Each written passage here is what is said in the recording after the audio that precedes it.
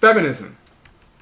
Right. I don't necessarily agree with the movement. In fact, I would say that I disagree with a lot of parts of it.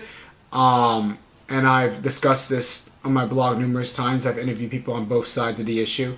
But I've never interviewed somebody who was part of a larger movement that was against the feminist movement, which is exactly what I'm going to do in today's Angel Dodger.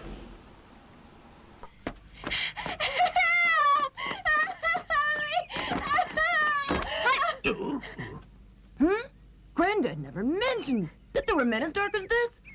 Wow, look at that nose. He's just like a pig. He's a monster! Hut!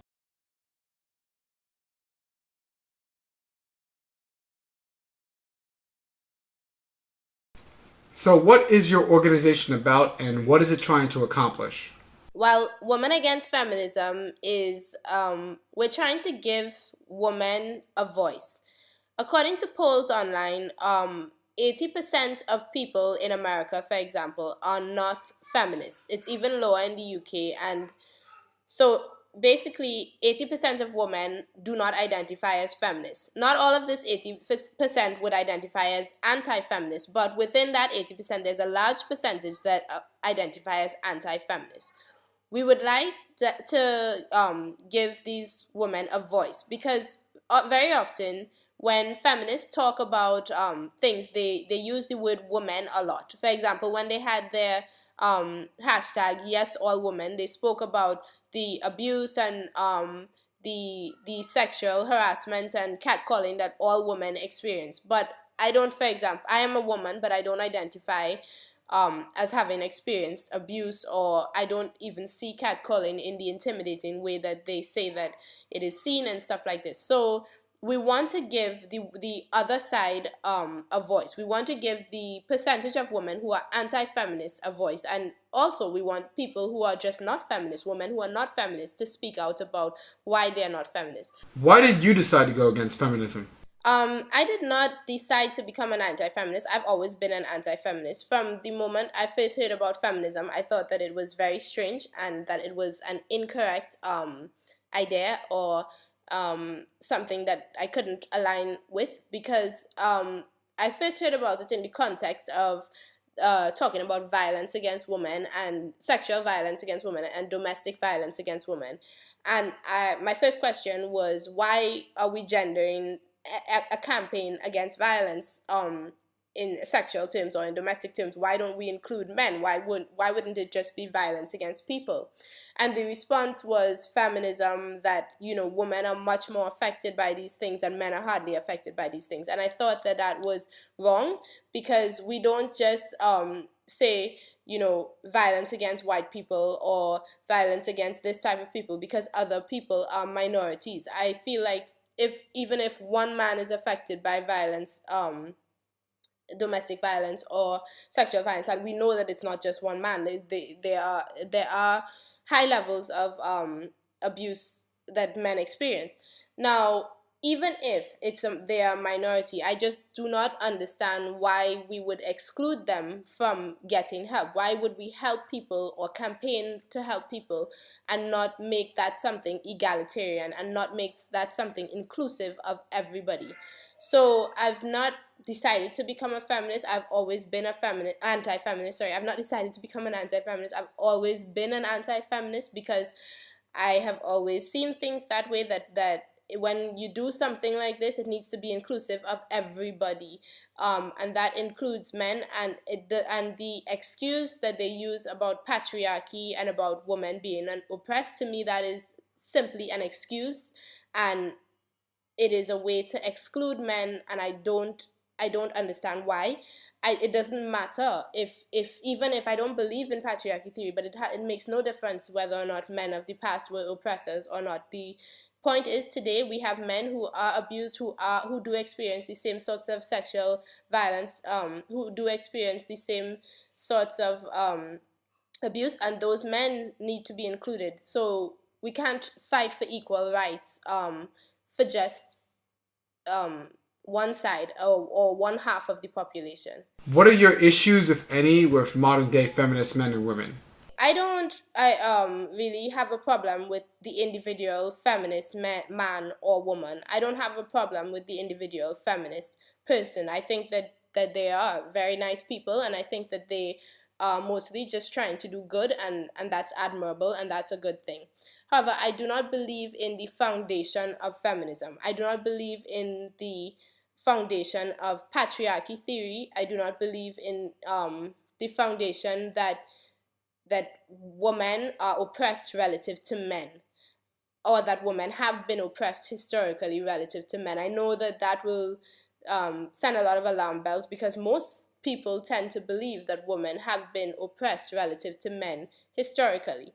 Now, I do think that women had a very hard role historically, but I do not believe that that oppression came anywhere from men. I think that mostly it came, if we have experienced oppression as women, it came from nature.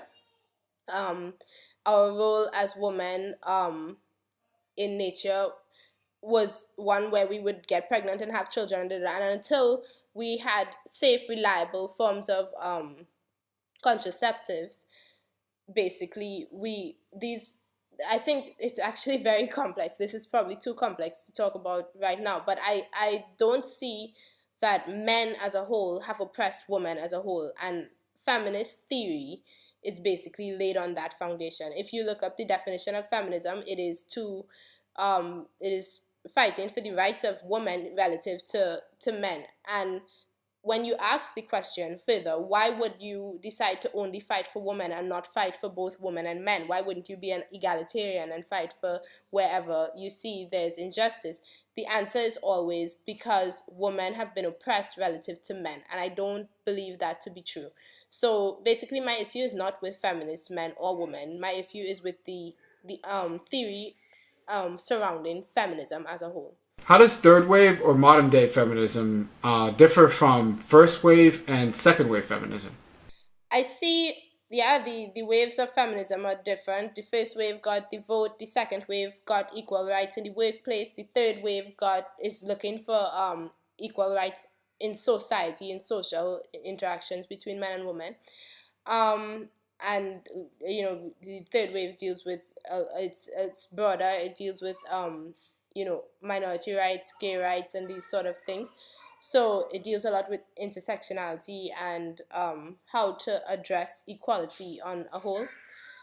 Now, I think the thing about all the waves that is similar, if you look at the literature from the first wave to now, is that they all rely on the idea that women are oppressed relative to men, and they have created a sort of us versus them mentality, where we are able to paint men as the oppressors, which is divisive, and it is unhealthy, I think, for society.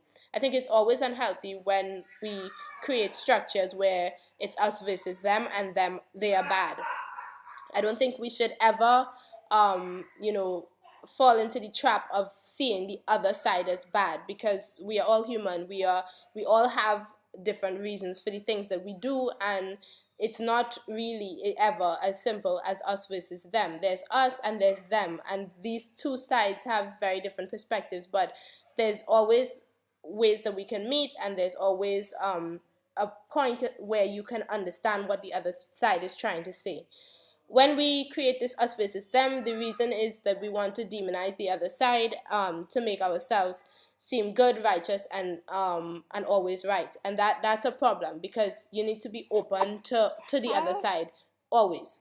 Both anti-feminism needs to be open to feminism, and feminism needs to be open to anti-feminism, and vice versa. I just think that yeah, this is my problem with feminism, that they have created a sort of division between the sexes, which is unhealthy. It's a divisiveness, and I don't want to support that, because I think that men and women need to work together for society's interests, for the interests of children, and so on. Men and women always need to work together on whatever issues society is facing. If you had one thing to say to feminists, what would it be? I would not be able to have one thing to say to all feminists, because I see that feminists are a diverse group of people, just as anti-feminists are a diverse group of people. So there's not much that I can tell all feminists, but I would say to them, if they want to debate with us, if they want to know what we are like and what we have to say and what we have to talk about, join our Facebook group. It's called Women Against Feminism on Facebook. Feel free to join. Sometimes we have feminists come and they debate us and then they leave, and it's very normal. They can come and debate us. It's not a problem. So I would say listen to the other side. Come listen to us. Don't judge us before you listen to us, and we won't judge you. Just come debate and see where we agree and see where we disagree. And that's it. If you like my work, you can check out my most recent video on the top, where I discuss why I don't believe in God. If you like this topic, you can check out similar videos on the bottom, where I interview feminists and anti-feminists. And if you want to see more content in the future, go ahead and subscribe.